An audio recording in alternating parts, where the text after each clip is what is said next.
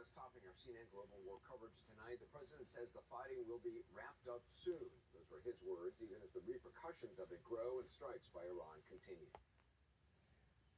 If Iran, as you said, totally obliterated, got the missiles, got the first 2 rounds of leadership, Air Force gone, Navy gone, can we wrap this war up this week? Yeah, sure. Will we?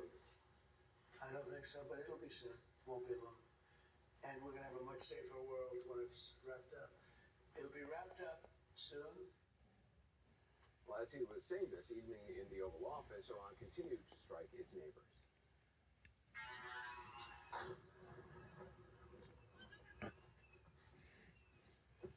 That's an oil field in southern Iraq, one of the world's biggest, coming under fire. Also struck today, one of the world's biggest gas fields in the UAE.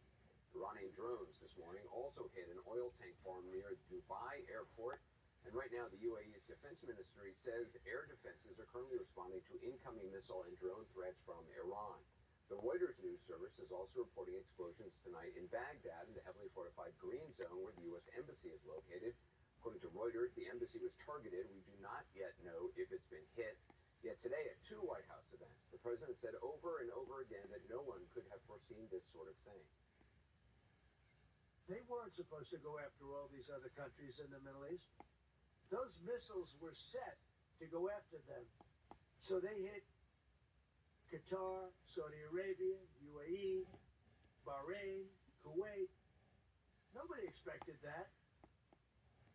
Nobody expected that. They weren't supposed to hit their neighbors, he says. Well, keeping him honest, for starters, he certainly might have.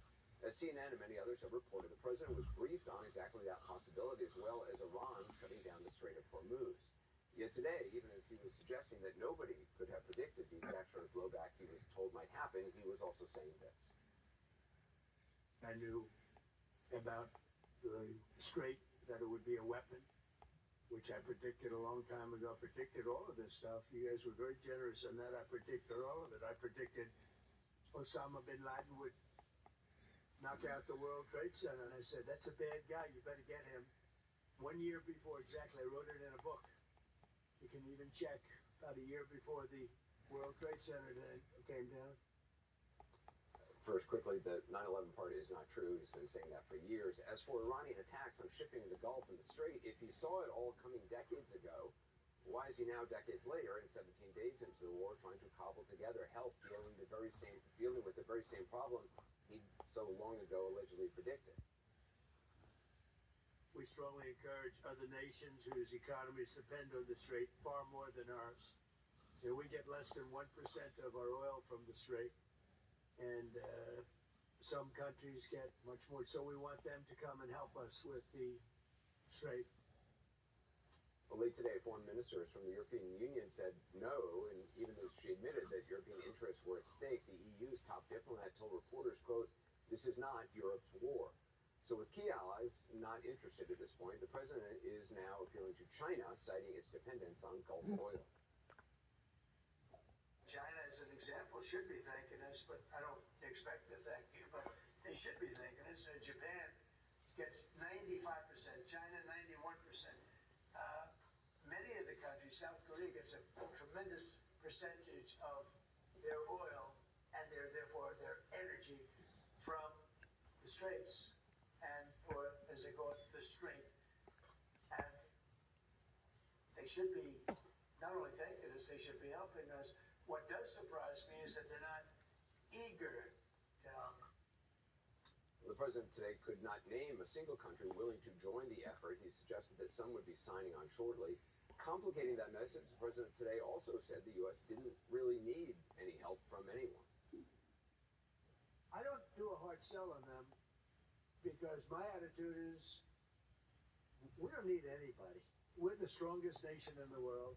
We have the strongest military by far in the world. We don't need them.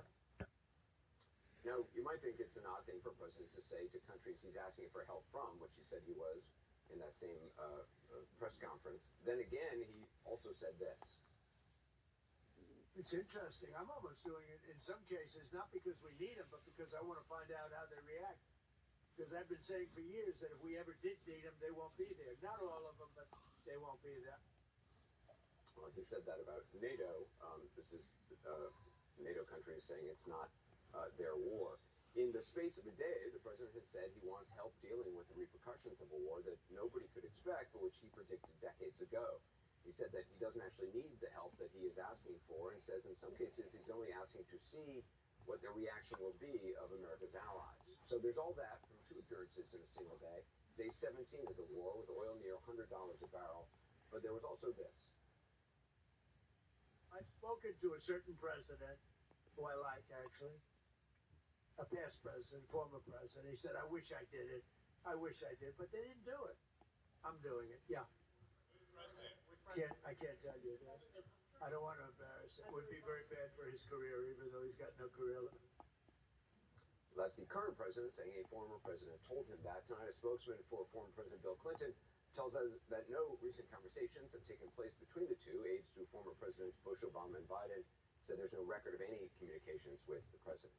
Jeremy Diamond starts off our coverage tonight from Tel Aviv. So what's the reaction been there to the president's demand for the U.S. allies to get involved in the Strait of Hormuz? Well, Anderson, there's no question that in this region, there has been a lot of questions about how exactly the Strait of Hormuz will get reopened. We've been hearing President Trump talking about this for days now, and yet no real allies or other countries have stepped up to join the United States in saying, we're going to send ships to that strait in order to get it reopened. And a lot of that stems, of course, from the fact that President Trump ultimately decided to launch this war amid those negotiations that were still happening with Iran, basically just consulting with Israel and going in with Israel into this military operation that has now escalated into a pretty full-blown regional war. And so there's no question that many of these countries, Europeans in particular, don't have the appetite right now to send their ships to assist in this effort, in part because they do very much realize that sending ships there likely means that those ships will get attacked, likely means that they will be dragged into a conflict that is already continuing to expand. From Israel's perspective, I think the real question is, how long will President Trump be able to stomach the Strait of Hormuz being closed and oil prices continuing to rise? There's a keen understanding here that President Trump is very attuned to the effect that this is all having on global markets, on gas prices in the United States. And every day here, Israeli officials wonder whether President Trump is going to say, listen, that's enough, I can't stomach this anymore, and bring this campaign to an end. Israel needs the United States in order to continue this war in Iran, which Israeli officials have indicated will continue for at least 3 more weeks. Well, leaders of Canada, France, Germany, Italy, and the UK, they are calling for de-escalation in Lebanon. What do you know, or what is Israel saying about possible plans for a ground offensive there? Well, today we saw that Israel expanded its current ground operations in Lebanon, which are really limited to the border villages inside of southern Lebanon along the Israel-Lebanon border. One official today explaining to me as, troops were going a few hundred meters into Lebanon. Now there's certain areas where they're maybe going a few kilometers into Lebanon, but it's certainly still very much shy of the kind of all-out ground offensive that the Israeli military has been preparing for and that the Israeli Prime Minister has certainly been openly considering in recent weeks. The question is whether that is ultimately the next step that Israel will take. And as you mentioned, a number of European countries warning and urging Israel not to take that step.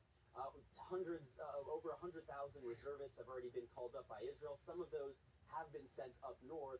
And already, we know that Israeli operations inside of Lebanon have resulted in more than 1 million people being displaced. The question is whether the discussions about potential direct negotiations between Israel and Lebanon will actually come to fruition, or whether the Israeli Prime Minister will seek to continue to escalate the military options at his disposal. Anderson. Jeremy Diamond, thanks very much. Joining me now is CNN Global Affairs analyst Brett McGurk, who served in senior national